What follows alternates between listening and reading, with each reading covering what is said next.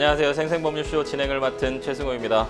법과 친해지는 제일 좋은 방법 생생법률쇼. 오늘도 크고 작은 법률 문제로 어려움을 겪고 있는 여러분을 위한 법률 상담은 물론이고요.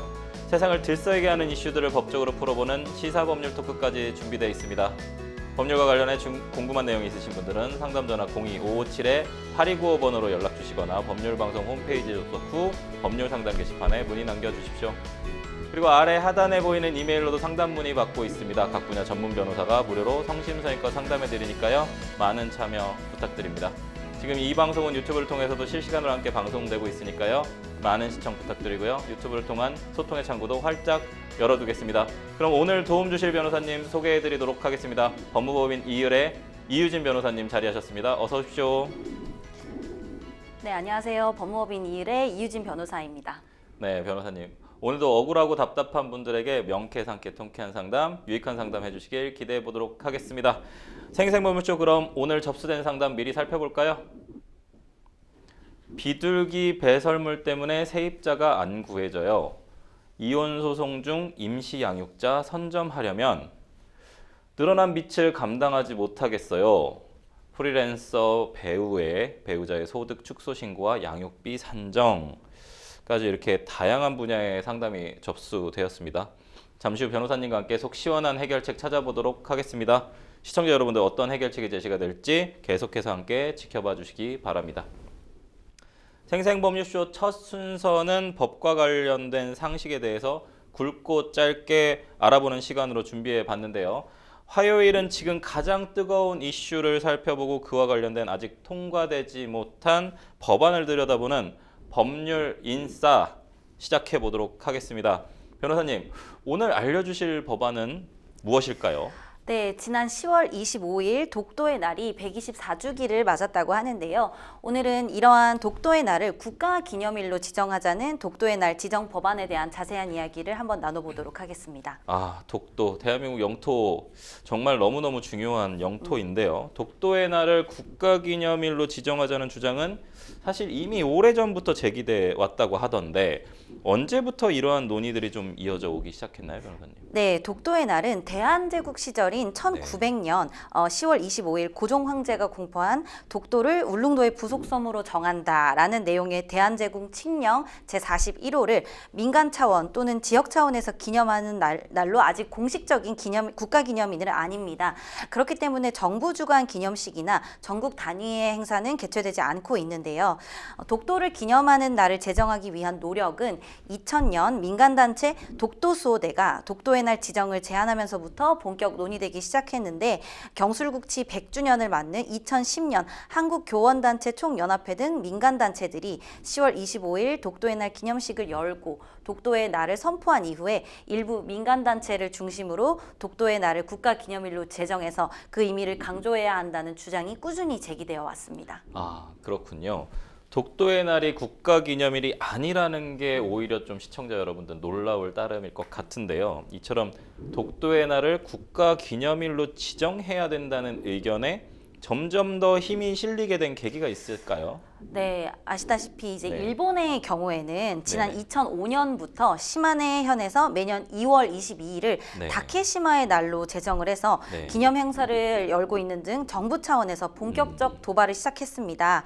그리고 난 지난 4일 서울 코엑스에서 열린 트래블쇼 2024에서 일본 정부 관광국이 독도를 다케시마로 동해를 일본해로 표기한 한글 지도를 배포하고 홍보를 했으며 또 내년부터는 사진 나오고 있는데요. 네. 일본의 중학교 교과서에 교과서 대다수에 한국이 독도를 불법 점거했다라는 내용을 이제 삽입하는 상황에까지 이르렀다고 합니다. 네. 이렇기 때문에 이제 우리도 독도의 날을 정부 차원에서 공식 기념일로 지정해야 된다 이런 의견이 점점 더 힘을 싣고 있습니다. 근데 중앙 정부가 아닌 지자체에서는 이미 일본에 대응하기 위해서 독도와 관련된 기념일과 어떤 기간 이런 것들을 지정을 해서 기념을 하고 있는데요. 일본이 다케시마의 날을 제정한 2005년에 경상북도 의회에서 6월 9일 조례안을 가결해서 매년 10월을 독도의 달로 지정해서 기념하는 것이 대표적입니다. 사실 지난 4일 서울 코엑스에서 열린 네. 트래블쇼에서 일본해와 네.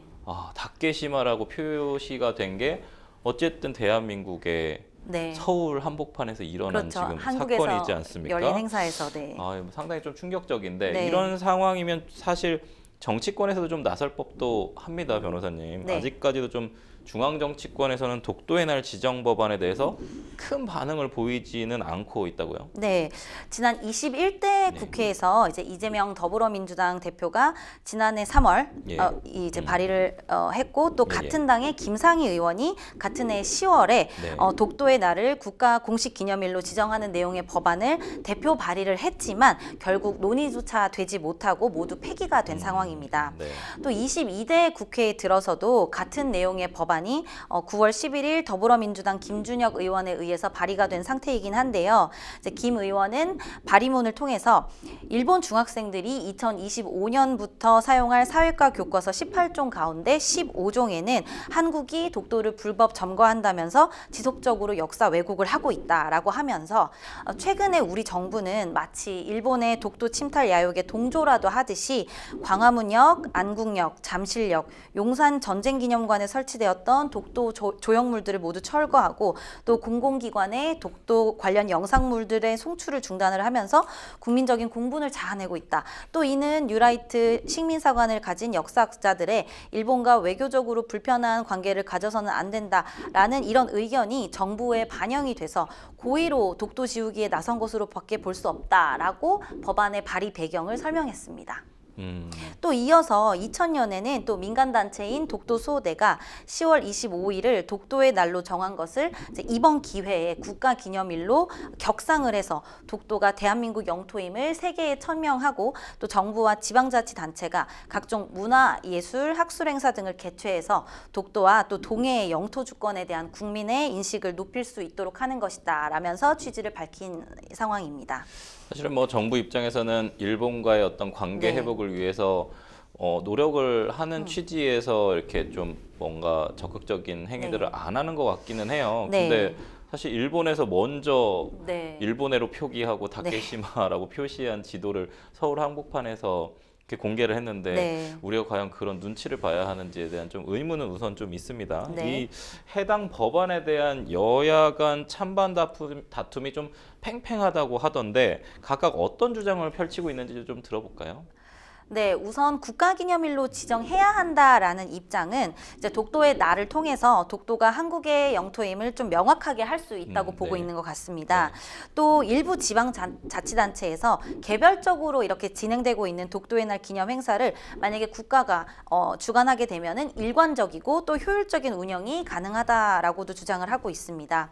하지만 반대 측에서는 그러니까 국가기념일로까지는 지정할 필요가 없다라고 반대하는 입장에서는 독도의 날을 국가기념일로 지정하는 것이 국익에 오히려 해가 된다라는 반박도 있습니다. 이미 한국이 실효적으로 이제 지배를 하고 있는 지역을 굳이 기념일로 지정을 해야 하냐라는 이제 명분이 없다라는 입장이고 또 자칫 독도를 분쟁 지역으로 만들려는 일본에 이제 명분만 제공하게 된다 이런 주장을 하고 있는 것입니다. 결국은 일본의 이런 어떤 도발에 말려드는 행위가 될 수 있다라는 부분이 좀 설득력이 좀 있어 보이는데요. 중앙정부 내각수장인 한덕수 국무총리가 지난 9월에 국회 외교통일안보 분야의 대정부 질문에서 독도의 날 국가기념일 지정에 대해서 굉장히 열등한 외교적 정책이다라고 발언을 한 게 있었죠. 그래서 네. 상당히 부정적 반응을 좀 보이기도 했어요. 이 어떤 지정일에 대해서요. 이러한 주장에 대해서 전문가들은 좀 어떤 입장을 취하고 있나요, 변호사님? 네, 전문가들 역시 독도의 날 국가기념일 지정은 이렇게 섣불리 결정할 사안은 아니라고 이야기를 하고 있습니다. 이제 우리가 먼저 나서서 이렇게 외교적인 논쟁거리, 분쟁거리를 만들어줄 수도 있는 만큼 이익과 손해를 신중하게 따져봐야 한다는 입장인데요. 호사카 유지 세종대 독도종합연구소장은 한국에 3,000개의 남짓한 섬이 있는데 독도만 특별히 기념을 하는 것은 그 자체로 독도가 현재 특수한 상황, 그러니까 분쟁 상황에 놓여 있다라는 걸 인정하는 꼴이 된다고 하면서 이는 이제 일본이 원하는 어떻게 보면 일본에서 원하는 그런 논리에 말리게 되는 것이다라고 지적을 했습니다. 또 이어서 외교적 관점에서는 상대주의를 지키는 것이 중요한데 먼저 나설 필요 없이 일본이 뭐 혹시나도 서면으로 일본의 뭐 독도 영유권을 주장을 한다거나 이런 행동을 취했을 때 한국도 서면으로 반박을 하고 뭐 일본이 행동하는 거에 맞서서 똑같이 똑같은 행동으로 맞대응하면 된다라고 말을 하고 있는 상황입니다. 또 대신에 뭐 문화, 관광, 학문 이런 민간 분야에서도 독도 관련 활동을 지원하는 데 집중하면 된다라고 조언을 하고 있습니다.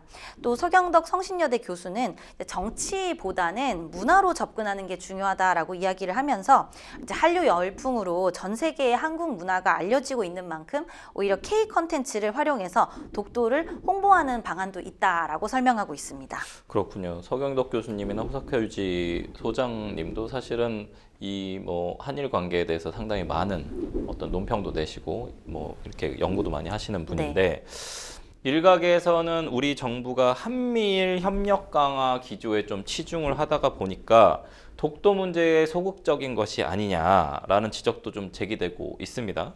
여야 간 의견 대립이 팽팽한 만큼 독도의 날 국가기념일 지정에 대한 전망은 좀 그리 밝은 것 같지는 않아요. 변호사님은 좀 이 사안에 대해서 어떤 생각 갖고 계신지 궁금한데요. 저도 이제 감정적으로는 사실 뭐 독도의 날을 독도는 우리 땅이다라고 이제 생각을 하고 있기 때문에 당연히 뭐 국가 기념일로 격상을 해서 기념하는 것도 이제 뭐 국민의 한 사람으로서 어떤 그런 행사가 있다라는 것 자체는 좋은 일일 수 있겠다라고 생각은 하지만 사실상 지금 여러 논의가 된 내용처럼 이게 외교적인 문제이다 보니까 아무래도 이 행사를 한다는 것 자체보다는 이 행사로 인해서 얻을 수 있는 이익이나 손해 같은 것들을 좀 따져서 신중하게 판단해야 되지 않나 싶습니다. 지금 사실은 이제 울릉공항 설치 중이라서 독도에 조금 더 자주 많은 국민들이 찾아가 볼 수 있는 기회도 좀 생길 것 같은데 어쨌든 이 부분이 뭐 일본이 가지고 있는 그런 어떤 전략에 휘말리지 않으면서 우리가 살아가는 독도를 잘 유지할 수 있는 그런 날들이 펼쳐졌으면 좋겠습니다. 지금까지 이슈와 법률에 대해 살펴보는 법률인싸 함께 했습니다. 여러분은 생생법률쇼 함께하고 계십니다.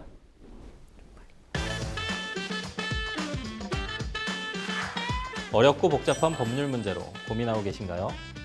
그렇다면 생생법률쇼가 도와드리겠습니다.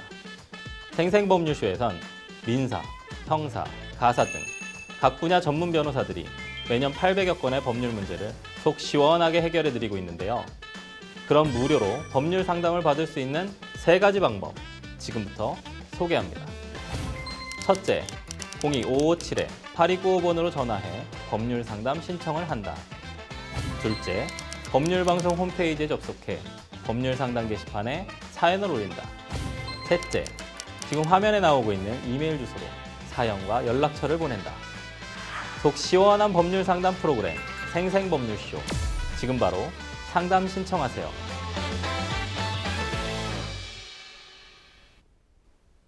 네, 지금부터는 생생법률쇼가 자랑하는 성심성의 무료 법률 상담 시작해 보도록 하겠습니다. 전화 연결되어 있는데요. 받아보겠습니다. 안녕하세요.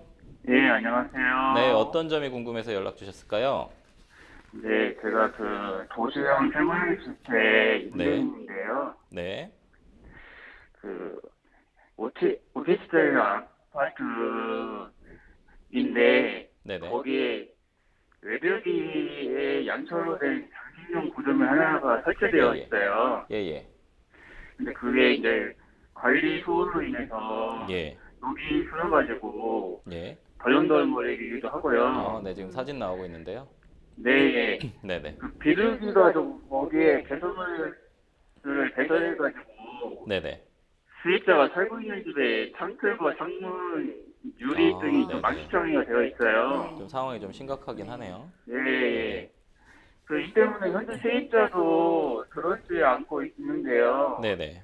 그래서 뭐 전에 세입자도 계속 갱신하지도 못하고 그래가지고 네. 지금 현재 계약 만료된 상태인데 그분들도 이제 그 계약을 연장을 안 한다고 해서 지금 세입자를 구해하려고 하는 상황인데 네네. 그래가지고 이제 이 문제를 해결하기 위해서 좀 그 관리소장한테 좀 조속히 해결해달라고 요청을 했음에도 불구하고 예. 뭐 내년 봄쯤이나 뭐 사장한테 불러가지고 뭐 검토해보겠다는 말도 안 되는 말을 하더라고요. 네. 그래 이게 이제 그 관리소장에 소속된 관리업체 사장한테 직접 저희가 요청을 취했는데도 불구하고 예, 예. 관리소장이한테만 얘기하라고 아무 해결책도 내놓지 않고 있어요. 네, 네, 네. 그래서 세입자가 안 거시면 손해가 이만저만 아닌데 예, 예. 이에 대한 손해배상 청구할 수 있을까요? 아, 만약에 네. 손해배상을 해야 한다면 예, 예. 세입자가 어느 상황을 하는지 아니면 세입자 새로 구해지더라도 손해배상 청구할 수 있을지 네네. 좀 아, 네. 궁금하기도 합니다. 네, 그게 궁금해서 연락 주셨군요. 우선 네. 이게 좀 청소가 되면 참 좋을 것 같은데 네. 우선은 이게 안 돼서 사연 좀 잘 들었습니다. 옆에 이유진 변호사님 나와 계시거든요. 상담 받아보도록 하겠습니다. 네, 안녕하세요. 네. 네, 안녕하세요. 네, 안녕하세요. 우선 지금 계약 그 만료가 돼서 그 세입자가 나가신 게 언제인가요?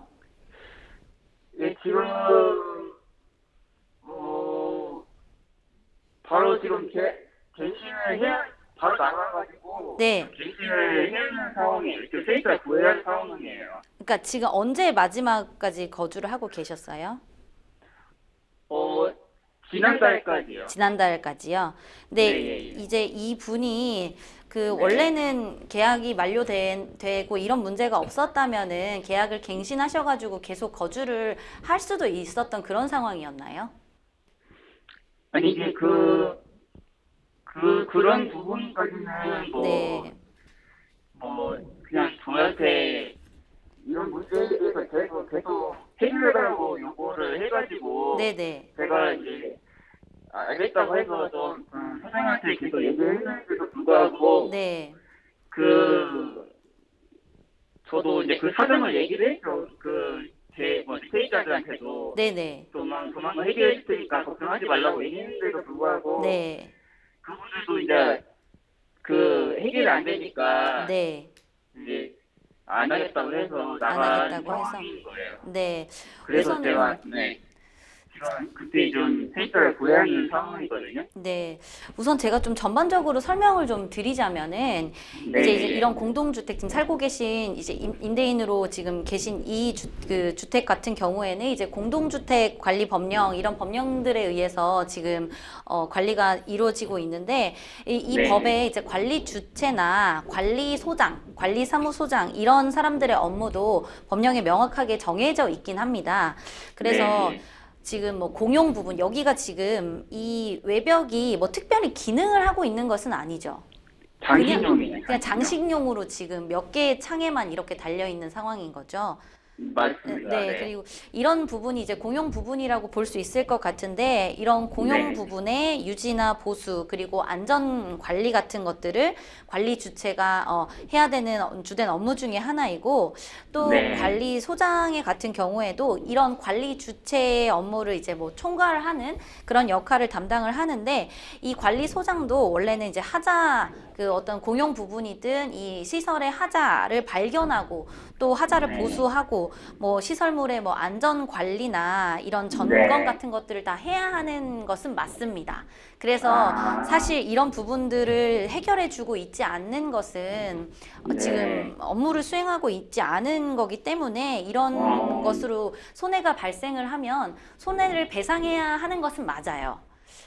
자, 그런데 중요한 네. 것은 이제 손해가 무엇이냐를 여기서 이 사건에서는 손해가 무엇이냐를 특정을 해야만 할 것 같은데 네. 지금 직접적으로 여기에 지금 현재로서는 아무도 거주를 안 하고 계신 상황이시잖아요. 그렇죠? 뭐 지난달까지는 네네. 네, 살고 있었으니까. 네. 그리고 제가 뭐 세입자를 구하기 위해서 부동산에다가 네. 이제 지금 집 구한다고 얘기를 해서 지금 직전에 구입하는 세입자가 왔었어요. 네. 근데 거기 창문을 보시더니 네. 이거는 뭐 어떻게 된 상황이냐 하면서 네. 그것 때문에 그냥 가시기만 하고 뭐 안 하겠다고만 연락이 와가지고 네. 그래서 그게 문제가 해결 안 되면 지금 계속 세입자가 안 구해질 것 같아가지고. 네. 그 제가 지금 생각하기에는 이런 비슷한 상황들이 많아요. 이렇게 뭐 아파트나 네. 이런 부분들의 어떤 공용 부분에 대한 하자 보수가 적절하게 이루어지지 않아서 뭐 입은 손해에 대해서 배상을 청구하고 이런 사례들은 굉장히 많은데 이제 네. 이 부분이 이제 외벽이기도 하고 뭐 직접적으로 사용하는 것에 있어서의 문제가 있는 것은 아니고 지금 외관상 너무 보기가 좋지 않은 그런 상황이시고 지금 상담자분께서 느끼시는 손해라고 지금 생각하시는 부분은 세입자가 네. 안 구해진 상황인 거잖아요. 그래서 지금 맞아요. 원래는 세입자가 구해져서 뭐 당장 네. 이번 달부터라도 뭐 임대료를 받아야 하는데 그것을 지금 네. 손해라고 인식을 하고 계신 상황인데 네. 제가 이제 여러 사례들을 조금 생각을 떠올려 보면은 이렇게 이제 어떤 아파트 같은데 하자로 인해서 세입자가 구해지지 않거나 아니면 또 이런 문제로 인해서 임대차 계약 같은 것들이 해지가 되면 이제 네. 임대인 지금 상담자분과 같은 임대인이 입은 손해는 말씀하신 것처럼 임대료나 뭐 관리비 뭐 이런 부분들로 이제 구체화됐다라고 볼 수는 있는데 네. 그래서 어떤 경우에는 임대차 계약이 뭐 해지가 되지 않았다거나 새로운 세입자가 계속해서 계약을 갱신을 해서 살았으면 받을 수 있었던 임대료, 관리비 이런 것들을 손해로 인정을 받을 수는 있어요. 원칙적으로는. 아, 원칙적으로는요? 네, 그런데 이제 이게 입증이 돼야 하는 문제예요. 인과관계의 문제인데, 아. 네, 지금 제 말씀 어떤 말씀이신지 아시겠죠? 그러니까 이 세입자가 들어오지 않는 게 이 지금 요 외벽에 이런 뭐 비둘기 똥이나 이런 것들 때문에 난 도저히 여기서 살 수 없어서 계약 못 하겠다. 혹은 네. 지금 살고 있던 세입자가 나는 더 이상 여기서 못 살겠으니까 난 나가겠다라고 했을 때 이것 때문에 계약이 이루어지지 않거나 계약이 해지되었다는 이런 인과관계가 입증이 돼야만 하거든요. 그러면 그거에 대한 그 저항 세입자가 네. 그 말에 대해서 그거에 대한 거는 혹시 제가 뭐 녹음을 했거나 기록을 했거나 이런 거는 네, 최대한 그런 것들을 확보를 하셔야 될 것만 같아요. 제가 보기엔 이게 사실은 이게 완전 발생한 손해가 아니라 이게 이루어졌다면 내가 추후에 받을 수 있었던 어떤 액수기 때문에 법원에서 네. 실제로 발생한 손해보다는 조금 소극적으로 인정하는 경향이 있긴 한데 충분히 네. 뭐 이렇게 그 외벽에 이런 하자 때문에 뭐 앞으로 몇 달간 계속 못 받았고 집 보러 올 때마다 이런 문제를 제기를 했다. 이런 식으로 좀 증거를 충분히 모으셔야지만 이걸 청구할 수 있을 것 같고 만약에 이게 어렵다면 지금 사실은 네. 계속 뭐 손해가 발생하기를 이거 될 때까지 조금 기다리고만 있을 수는 없는 상황이시잖아요. 맞아요. 그래서 직접적으로, 그러니까 저도 이런 부분들은 사실은 보통은 관리 업체에서 해주기 때문에 개인이 이걸 할 수 있는지에 대해서는 좀 명확하진 않지만 직접적으로 어떤 업체에 의뢰를 하셔서 먼저 이 부분을 해결을 하시고 개인적으로 하시고 발생한 비용을 손해로 청구하는 것도 방법일 거는 같거든요. 근데 이게 외벽이 네. 그 제가 그 사진처럼 네네. 저희 그 집만 있는 게 아니라 네. 다른 쪽도 있거든요. 네. 근데 그분들하고 전체 행정으로 뭐 해서 그렇죠. 요구할 수 있는 건가요? 네, 그렇죠. 이게 청소가 지금 여기 하나에 보면은 여러 개가 지금 있는 것 같은데 이 집도 네. 두 세대고 또 옆에도 보니까 뭐 몇 군데에 지금 있긴 있는 것 같아요. 그래서 이런 맞아요. 부분들이 지금 해결은 돼야 되는 부분들인 것 같은데 이제 뭐 우선 이런 부분들 이 세대들의 주민들이 모여가지고 좀 적극적으로 관리사무소든 관리업체든 왜냐하면 지금 단독으로 행동하셔가지고 소극적으로 대응을 하는 걸 수도 있잖아요. 그러니까 맞아요. 여러 세대를 좀 모으셔가지고 이런 부분들 지금 당장 해결해달라 먼저 요청을 해보시고 안 된다 그래도 지금 이런 식으로 소극적으로 나온다고 하면 좀 네. 먼저 주민들 자체적으로 좀 해결을 하시고 그 비용을 청구하는 쪽으로 가는 게 좀 더 쉬울 수는 있을 거는 같아요. 근데 음. 만약에 추가로 질문을 드린다면 네. 이게 그 외벽을 강제로 철거할 수 있는 권한이 있나요? 이런데? 철거 같은 부분은 이거는 함부로 하셔서는 안 될 것 있다는 생각은 들어요, 지금. 아, 그래요? 네, 근데 이것도 좀 이런 부분들은 어쨌든 건물 전체와 지금 이 뭐 외관을 형성하고 있는 부분이니까 이게 계속 문제가 된다고 하면 뭐 주민 회의나 이런 것들을 거쳐서 이 부분은 솔직히 관리도 어렵고 계속 이런 하자가 꾸준히 그 정확하게 관리되기가 힘들다라고 하면 이제 의견을 모아서 철거를 하셔야지 이제 뭐 독단적으로 하셔서는 좀 문제가 될 거는 같아서 그 부분은 좀 거기서 이제 관리 업체도 네. 거기도 이제 주민회의도 이제 선정해가지고 네. 그 하는 하청업체라고 해야 하나요? 네. 거기서 그쪽에서 이제 소극적으로 행동하면 네. 이런 문제 제기를 해가지고 거기를 다음 계약을 못할 수 네, 있는 교체하거나 네, 네. 그런 부분들도 주민의 입주민 회의를 통해 가지고 뭐 네. 그것도 이제 그 규약이나 이런 것들을 확인하셔 가지고 뭐 몇 명이 오셔 가지고 몇 명이 의결권을 행사하고 이런 부분을 통해서 계약 기간이 만료됐다. 혹은 이런 문제가 있어 가지고 우리가 교체를 한다는 거를 안건으로 올리셔 가지고 이렇게 진행을 네. 하셔도 될 것 같습니다. 아니 뭐 충분한 그 정보 들었고요. 네. 제일 중요한 거는 그 입증할 만한 증거를 확보하는 게 제일 중요하다. 네, 지금 아까 말씀드린 것처럼 어쨌든 계속 뭐 세입자 그 집을 보러 뭐 부동산을 통해서 집을 보러 네. 오고 있는데 네. 뭐 저 문제 언제 해결되냐, 저것 때문에 못 들어오겠다, 뭐 이런 게 좀 명확하게 입증이 될 만한 것들이 있다면 그런 것들을 네. 계속 좀 모아 두셔야 될 것 같아요. 그래서 이런 부분들을 가지고 손해를 배상을 청구를 할 수 있고 이 부분은 뭐 세입자가 구해졌다라고 하면 안 네. 구해진 기간 동안만 청구를 하시면 되는 부분이니까 아, 네네. 그러니까 세입자가 만약에 들어왔으면 뭐 한 2달은 네. 없었다. 이 부분 때문에 네. 그런 식으로 이제 정리를 하시면 되는 부분이니까 뭐 세입자를 뭐 구하고 안 구하고는 중요하지 않으니까 그 부분은 염려하지 않으셔도 될 것 같아요. 네, 감사합니다. 네. 네, 상담자님 좀 해결이 좀 되셨나요? 네, 네. 충분히 됐습니다. 네. 네, 전화 주셔서 감사하고요. 저희 전화 끊고 저랑 이유진 변호사님이랑 좀 얘기 좀 더 나눌 테니까요. 계속 시청해 주시면 감사하겠습니다. 네, 네, 감사합니다. 감사합니다. 고맙습니다. 네. 네. 변호사님, 이게 사실 참 네. 추정적 손해이자 네, 좀 맞습니다. 특별 손해다 보니까 네. 세입자가 구해지지 않아서 네. 계속적으로 뭔가 손해가 발생하고 있는 네. 임대료 수입이 발생하지 않는 부분들 네. 그런 부분들은 좀 나중에 청구를 해야 될 것 같긴 한데 관리 주체 이게 요즘은 사실 공동주택 아닌 경우들을 또 찾아보기가 더 어려운 네, 것 같아요. 맞죠. 네. 그러다 보니까 이 관리 주체가 이렇게 뭔가 자신들의 의무를 다하지 않았을 때 네. 의무를 강제할 수 있는 수단들이 많이 없어서 네. 그래서 그 부분 좀 저는 이제 방금 변호사님 얘기해 주신 것처럼 결국 우리가 먼저 네. 하자를 치유를 하고 네. 뭔가 이렇게 외벽 클리닝을 하든지 네. 요런 현실적으로는 좀 지금 아까도 제 상담자분께도 말씀을 드렸지만 말씀 주신 것처럼 이제 확대 그 특별 손해나 네, 네. 추후에 발생하는 손해이기 때문에 예, 예. 제가 여러 판례들을 검색을 네, 하고 네. 서치를 해봐도 인과관계 인정이 잘 되지 않는 경우가 예, 예. 많더라고요. 그래서 현실적으로 임대료 부분에 대해서는 좀 반반이라고 어느 네, 정도 네, 이제 입증이 가능하실지는 지금 상황에선 단정할 수 없으니까 예, 예.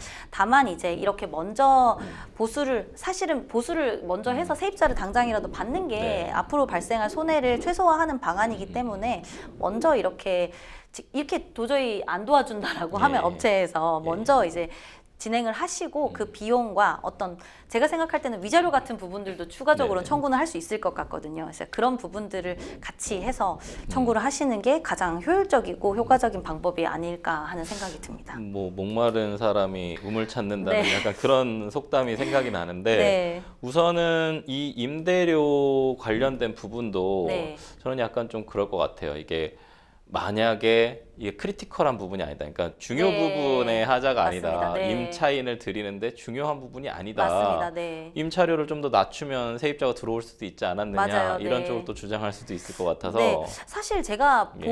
알고 있는 사례 중에 누수가 네네. 발생해서 누수는 사실은 조금 생활하기에 그렇죠. 좀 심각한 하자일 수 있는데 맞아요. 그런 누수로 인해서 세입자가 들어오지 않았다고 해도 인과관계를 인정하지 않는 사례들도 있더라고요. 그래서 지금 말씀 주신 것처럼 외벽이 좀 네네. 더러운 정도라고 생각을 한다면 네. 인정되기가 좀 어렵지 않을까 싶어서 네. 엄청 뭔가 냄새가 나거나 이런 게 아니라 네. 미관상의 어떤 사유로 네. 인한 부분이니까 네. 인정이 안 될 수도 있으니까 하자를 먼저 좀 네. 치유를 하고 빨리 임차인을 구하는 것이 방법일 수도 있겠다. 네. 또 하나는 이제 이 외벽이 떨어지는 부분. 요거는 만약에 네. 본인이 결국은 돈의 문제겠지만 네. 본인이 만약에 이 외벽이 너무 좀 문제가 있을 것 같아서 네. 뭐 안전상의 문제나 이런 게 발생할 것 같아서 네. 수리를 하는 거는 해도는 되는데 이제 비용 때문인 거잖아요. 네. 그래도 이 부분은 제가 생각하기엔 어떤 공용 부분이고 예, 예. 어떤 그 판단하에 이게 좀 위험할 수도 있고 네, 네, 사실은 그런 부분들을 통해서 이 수리를 하지 않으면 좀 추후에 문제가 생길 것 같아서 수리를 했다라고 하면 예, 예. 비용도 추가적으로 청구를 할 수 있을 것 같다는 생각이 예, 예. 듭니다. 그쵸. 네. 이런 게 참 어떻게 보면 공동주택에서 같이 생활하시는 네. 분들께서 입주자대표 회의나 이런 네. 쪽에서 좀 잘 의결이 되면 좋은데 네. 또 의견들이 또 다 서로 맞습니다. 분분하고 달라서 이게 잘 중지가 모여지지 않는 경우들이 좀 네, 많아가지고 지금 보시면 아까 세대들 없는 예, 예. 세대들의 예. 경우에는 예, 예. 동의하지 않을 것 같아서 그런 문제들이 그렇죠. 좀 예, 예. 비용을 해결이 될 필요가 왜 있겠- 쓰냐? 나는 네. 사는데 그 지장 없는데. 우리 창문에는 없다라고 하면 네네. 좀 거부할 수도 있겠다는 생각은 드네요. 네. 상당히 좀 어려운 부분인 것 같습니다. 어쨌든 상담자님께서 잘 해결하셨으면 좋겠고요. 총체적으로 이유진 변호사님께서 얘기해 주신 게 많은 방법들에 대한 해결책이 될 것 같습니다. 네, 저희는 전화 상담은 여기까지 마무리하고요. 다음 이메일 상담으로 넘어갈 텐데요. 저희 좀 정리하고 가겠습니다. 여러분은 지금 생생법률쇼와 함께하고 계십니다.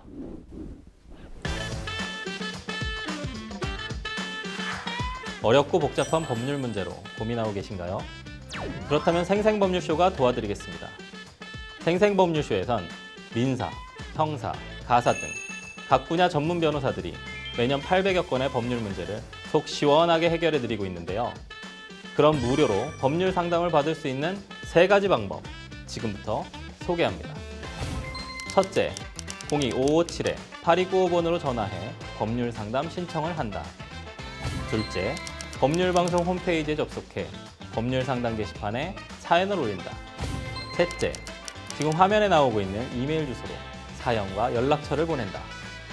속 시원한 법률 상담 프로그램 생생법률쇼. 지금 바로 상담 신청하세요.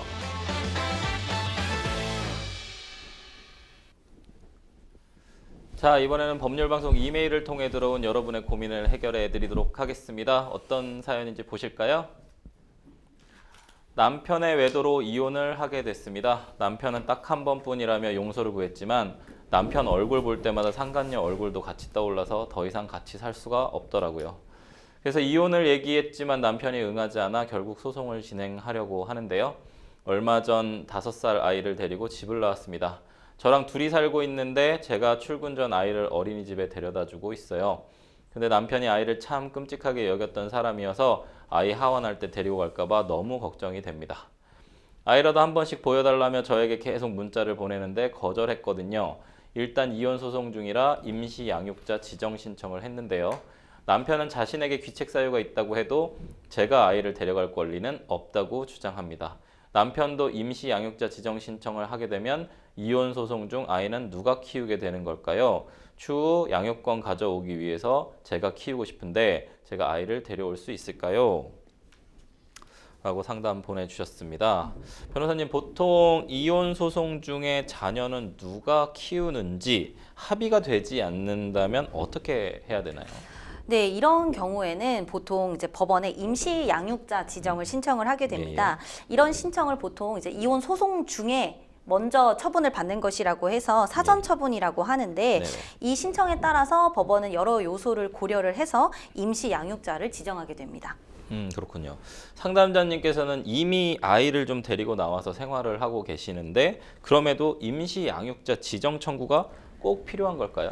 네, 지금 상담자분께서 걱정하고 계시는 것처럼 이제 남편분께서 아이가 뭐 하원할 때 데리고 갈 수 있는 그런 상황이 있고 예, 예. 또 남편분이 아이를 보여달라고 계속 요구하는 상황이기 때문에 좀 아이를 둘러싼 이 상황이 다툼이 있는 상황인 거는 좀 명백해 보여서 이 경우에는 이제 임시 양육자 지정을 통해서 이혼 절차가 마무리될 때까지 아이는 누가 이제 돌볼지 명확하게 정하고 비양육자인 상대방한테는 이제 면접 교섭을 할 수 있게끔 이제 상황을 좀 법적으로 정리할 필요는 있어 보입니다. 만약 이런 경우에는 추후 양육권 분쟁이 좀 있을 때 임시 양육자였던 부모가 좀 더 유리한 위치에 서게 되기는 하나요?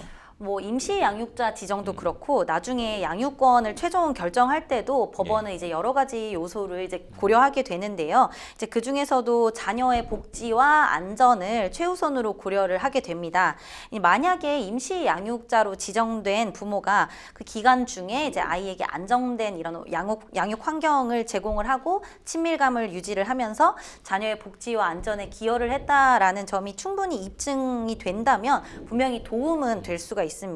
또 임시 양육자와 지금 최종 양육권자가 변경이 되는 것처럼 이렇게 양육자가 변경이 되면은 아이들에게 좀 혼란함과 스트레스를 줄 수 있기 때문에 이런 부분들도 유리하게 작용할 수는 있겠습니다. 이혼 선생님께서 가장 중요한 게 자의 복리니까 네. 방금 얘기해 주셨던 그 아이들의 혼란함과 스트레스는 네. 상당히 좀 중요한 네. 부분으로 좀 인식이 될 것 같아요. 이 기간의 양육비 상당히 좀 궁금해들 많이 하시는데 어떻게 정리될까요? 네, 양육비도 이제 임시 양육자를 지정을 하고 뭐 양육비도 사전 처분 신청을 통해서 이제 양육자가 비양육자에게 청구를 할 수가 있습니다. 이때는 이제 법원은 부모의 소득이나 뭐 자녀의 연령, 교육비, 뭐 치료비나 뭐 어떤 특별한 필요 같은 것들을 고려를 하게 되고 법원에서 정한 양육비 산정 기준표에 따라서 적절한 양육비를 정하게 됩니다. 아, 그렇군요. 남편 역시 임시 양육자 지정 신청을 할 수 있냐고 좀 물어보셨는데 외도를 한 사실이 남편의 임시 양육자 지정 신청에 좀 영향을 줄 수 있을까요? 남편 역시도 이제 임시 양육자 지정 신청은 물론 할 수가 예. 있고요. 네, 외도를 했다는 사실이 뭐 양육권을 결정하는데 어느 정도 영향을 미칠 수는 있지만 예. 그걸로 이제 즉각적인 결정이 내려진다고 보기는 어렵습니다.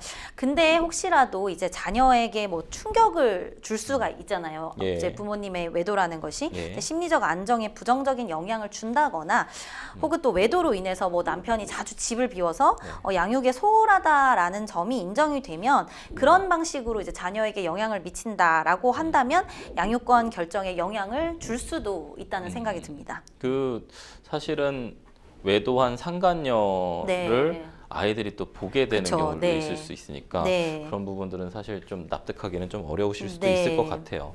이런 임시 양육자가 좀 되기 위해서 상담자께서 준비해야 할 어떤 증거 자료 등은 좀 어떤 게 있을까요? 네, 자녀와 이제 정서적 유대가 굉장히 깊다라는 예. 점을 보여줄 수 있는 뭐 자녀와 함께한 뭐 활동한 사진들이나 뭐 자녀가 쓴 편지나 이런 것들도 도움이 될 수 있고요. 네. 또 자녀의 과거에 자녀와 함께했던 양육 경험이나 뭐 자녀를 돌보았던 그런 기록이나 이런 것들이 있으면 도움이 될 것 같고 또 주변인들 예를 들면은 뭐 아이가 다니고 있는 어린이집의 선생님 그리고 뭐 상담사 친척분들 이런 분들이 자녀를 잘 돌보았다라는 것을 좀 진술해 줄 수 있는 그런 것들도 도움이 될 수 있습니다.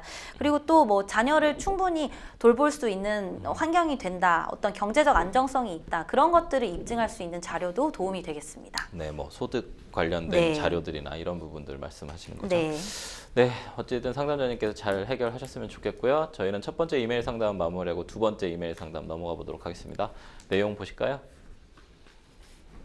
아이 한 명 키우고 있는 전업주부입니다. 1년 전 남편 회사가 조금 힘들어서 3개월간 월급의 60%만 받은 적이 있어요. 남편은 중소기업에 다니고 있고 많지 않은 월급으로 전세금 이자며 새 식구 생활비 쓰고 하다 보니 빠듯한 살림이었죠.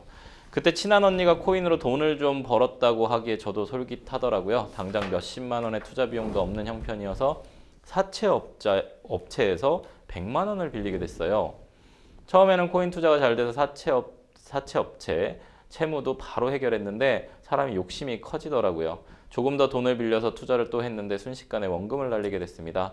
당장 사채업체 채무를 갚지 못하는 상황이 됐어요. 그 업체에서는 빨리 갚으라며 수시로 전화를 하더라고요. 조금만 기다려달라고 하는데 그 업체에서 다른 사채 업체를 소개해 줄 테니 거기서 빌려서 갚으라고 하더라고요. 당장 빚을 갚기 위해서 소개받아 대출을 받고 빚을 갚고 또 소개받아 대출을 받아 빚을 갚고 이렇게 여러 번 하다 보니 지금은 제가 감당하지 못할 정도로 빚이 불어나 있습니다. 원금보다 이자를 많이 주게 된 경우도 있고요.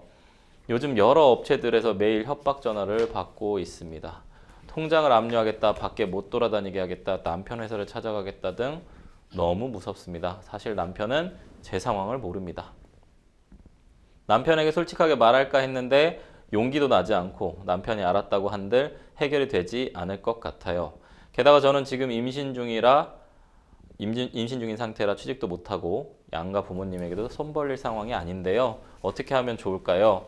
제가 빌린 돈은 무조건 다 갚아야 하는 건가요? 전화 받는 것도 너무 스트레스인데 차단하게 되면 제가 정말 위험한 상황에 놓이게 될까요? 라고 질문 주셨습니다. 상당히 막막하고 힘든 상황입니다, 변호사님. 네. 우선 사채업체에 빌린 돈을 갚지 못했는데 다른 사채업체를 좀 소개시켜 주면서 빚을 지고 또 원래 채무는 네. 갚게 하고 이런 경우가 많습니까? 마치 어떤 수법처럼 좀 보이기도 하고요. 네, 이제 안타깝게도 네. 이런 말씀하신 상황은 좀 종종 발생하고 있는 것으로 네네네. 보입니다. 이제 돌려막기라고 네, 불리는 그렇죠. 수법 예. 같은데요. 네. 이제 채무자가 기존 채무를 못 갚으면 다른 고리대금 업체를 통해서 새로운 채무를 지게 만들고 또 이제 빚을 이제 상환하게 하고 이런 방식은 채무자가 끝없이 빚을 지게 만드는 구조로 빠뜨릴 수 있고 채무자의 부담이 점점 더 커지는 악순환을 초래하게 됩니다.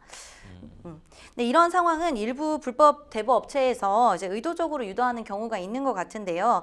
빚을 갚지 못하게 된 채무자에게 새로운 대출을 제시해서 빚을 감당할 수 없는 수준으로 쌓이게 되고 또 결국 채무자는 이제 도저히 감당할 수 없는 원금과 이자를 안게 되고 더 큰 고통을 겪게 됩니다. 네, 사채업자에게 돈을 빌리는 경우가 좀 이자가 높다고 인식하는 경우들이 상당히 많아요, 변호사님. 네. 50만 원 빌렸는데 일주일 뒤에 80만 원을 갚으라고 하면 이게 네. 30만 원이 이자인 것 같아서 좀 적어 보이지만 사실 연이율로 따지면 3000%가 넘거든요. 현행법상 법정 최고 이율은 20%인데 이렇게 이자를 높게 받아도 되는 겁니까? 네, 말씀하신 것처럼 이제 이자 제한법상의 그렇죠. 최고 이율은 20%입니다. 네네. 이제 이 최고 이율을 초과하는 이자 예. 약정은 그 초과하는 부분에 한해서는 무효로 네. 한다고 이 법에서 규정을 하고 있고 이자 제한법에는 사실은 최고 이율을 초과하는 이자를 받은 사람에 대해서 1년 이하의 징역 또는 1천만 원 이하의 벌금에 처하도록 규정을 하고 있는 등 네. 형사처벌의 대상이기도 한데 많은 분들이 이런 부분에 대해서는 잘 모르시는 것 같더라고요. 실제로는 이자를 주지 않아도 되는데 네. 또 이런 거 두려워하셔가지고 형사고발을 할 수도 있는데 말이에요. 네, 그렇긴 하지만 사실은 뭐 돈이 급해서 빌리셨고 또 좀 무서운 분들도 있으시다 네네. 보니까 그런 부분 때문에 그냥 달라는 대로 현실적으로는 달라는 대로 주는 경우가 많은 것 같습니다. 추심 관련된 부분도 좀 궁금해하시는 부분이 있어요. 돈을 갚지 못하니까 통장을 좀 압류를 하겠다. 네. 대출 사실을 모르는 남편에게 찾아가겠다. 이런 얘기를 한다고 하는데요. 이거 약간 좀 불법 추심 느낌이 좀 나는데 어떤가요? 네, 맞습니다. 그 채권의 공정한 네. 추심에 관한 법률이라는 법이 예, 있는데 그렇죠. 이때는 이 법에서는 채권 추심을 위하여 채무자의 소재나 뭐 연락처, 소재를 알 수 있는 방법 등을 문의하는 경우 말고는 채무와 관련해서 관계인을 방문하거나 관계인에게 뭐 연락을 취하거나 이래서는 안 된다고 규정을 하고 있습니다. 당연히 불법 추심에 해당할 수 있습니다. 실제로 대부업자들이 돈을 빌려주는 대가로 채무자에게 지인들의 연락처를 좀 담보로 내놓아라 라고 한다든가 이런 요구가 좀 있다고 하는데요. 네, 이런 수법을 지금 대부업체들이 많은 전형적으로 사용하고 있는 수법인 네네. 것 같고 이런 부분 때문에 아까 말씀하신 것처럼 그 최고 이율을 넘는 이자의 경우에도 지인들에게 연락이 갈까 봐 무서워서 이제 그냥 그대로 돈을 변제하는 경우들이 많은 것 같습니다. 일단 어려운 상황에 있는 좀 상담자께서 이제 어떻게 대처를 해야 될지 좀 고민을 해봐야 될 것 같은데 우선 매일 걸려오는 협박 전화 차단해도 됩니까?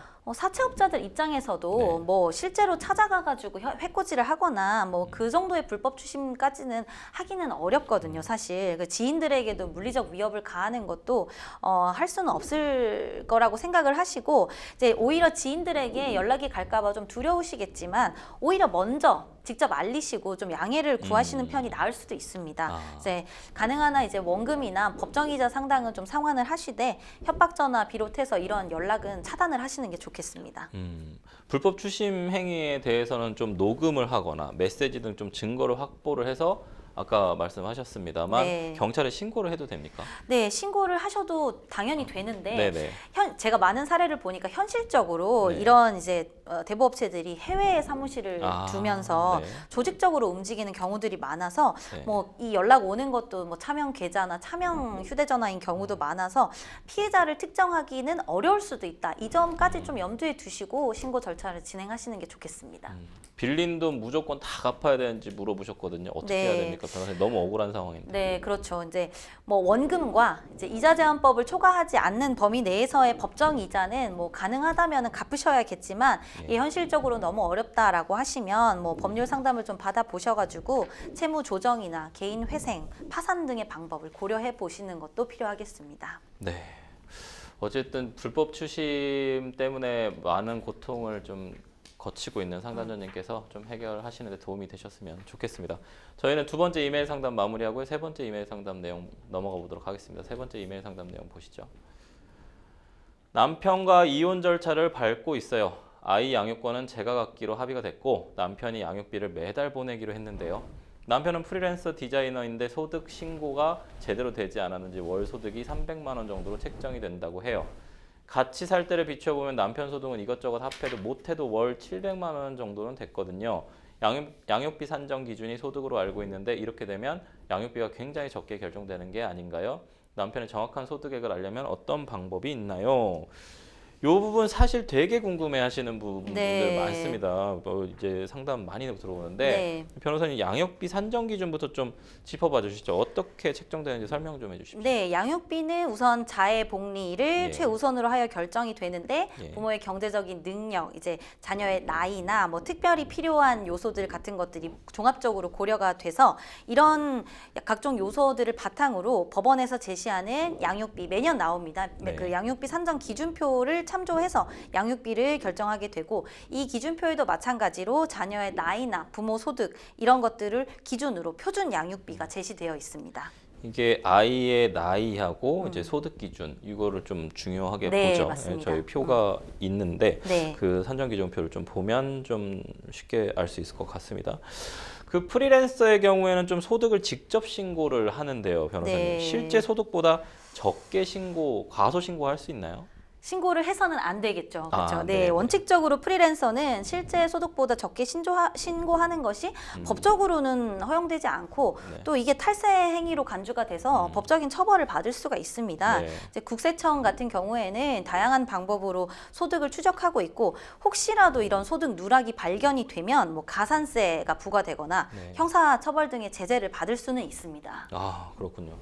가장 궁금해하시는 부분들 상담자님께서 남편분의 정확한 소득을 좀 파악을 하려면 어떤 방법을 써야 될까요? 네, 지금 현재 이혼 절차를 진행 중이라고 하셨는데 네. 뭐 일반적인 경우에는 재산 분할이나 이런 양육비 산정을 하기 위해서 소득 자료를 제출하게 되잖아요. 네. 근데 아무래도 이제 남편분께서는 뭐 종합소득세 신고서 이런 것들을 제출하셨을 것 같아요. 네. 그래서 이제 소득이 한 300만 원 정도다 이렇게만 인정된 것으로 보이는데 근데 혹시라도 뭐 현금으로 지급된 부분이 많다거나 그런 경우에는 사실은 현실적으로 모두 확인하기는 어렵겠지만 뭐 은행 거래를 통해서 입금이 됐는데도 신고되지 않은 소득이나 뭐 이런 부분들이 있다면 이제 이 이혼 소송 과정에서 뭐 은행 거래 내역 등에 대해서도 뭐 금융거래 정보 제출 명령을 신청하거나 이런 방법들을 활용을 해볼 수는 있겠습니다. 그러니까 결국은 이혼 소송 안에서 네. 뭔가 재판부를 통해서 네. 적법하게 받아보는 자료 네. 이런 부분들이 필요한데 남편이 일한 거래처 등에 실제 지급받은 좀 보수를 확인할 수 있을까요? 뭐 프리랜서로 일하시는 남편분이 특정 거래처나 어떤 회사로부터 정기적으로 뭔가 입금을 받는 게 있다라고 하면 그 거래처에 좀 직접 소득 자료를 요청해 볼 수도 있는데 이거는 이제 아까 말씀드린 것처럼 이 소송 과정에서 뭐 문서 제출 명령이나 이런 부분을 통해서 받아볼 수 있을 것 같습니다. 남편의 생활 수준 보면 지금 700만 원 약간 네. 왔다 갔다 얘기를 하는데 그러니까 소득에 비해서 고가의 차량을 좀 소유를 했다든지 네. 이런 재산 상태를 좀 입증할 수 있는 사실들도 증거가 될 수는 있을까요? 네, 실제로 지출되는 생활비 수준을 파악하면 그로부터 이제 역으로 소득 규모를 추정할 수가 예, 있잖아요. 예, 예. 그래서 뭐 소유하고 있는 고가의 차량이나 뭐 상담자분께서도 이제 혼인 생활 중에 평소에 이 정도는 생활비를 지출했다. 뭐 전기 지출이 이 정도는 됐다. 또 개인적으로 소비는 이 정도를 했다. 이런 규모를 제시를 하면 실제 남편의 소득 규모를 파악할 이제 힌트를 줄 수가 있겠죠. 아, 네. 그렇군요. 어쨌든 양육비 관련된 부분, 그다음에 이제 좀 뭔가 부당하게 산정되는 부분들 좀 피하실 수 있었으면 좋겠습니다. 생생보쇼 오늘도 마칠 시간이 다 됐는데요. 오늘 함께 해주신 이유진 변호사님 감사합니다. 생생법률쇼 많은 분들의 상담 전화가 걸려오고 있는데요. 상담 전화 02-557-8295번을 연락 주시거나 법률방송 홈페이지에 접속 후 법률상담 게시판에 문의 남겨주십시오. 그리고 아래 하단에 보이는 이메일로도 상담 문의 받고 있으니까 도움이 필요하신 분들은 주저 마시고 연락 주십시오. 오늘 순서는 여기까지입니다. 시청해주신 시청자 여러분 감사합니다.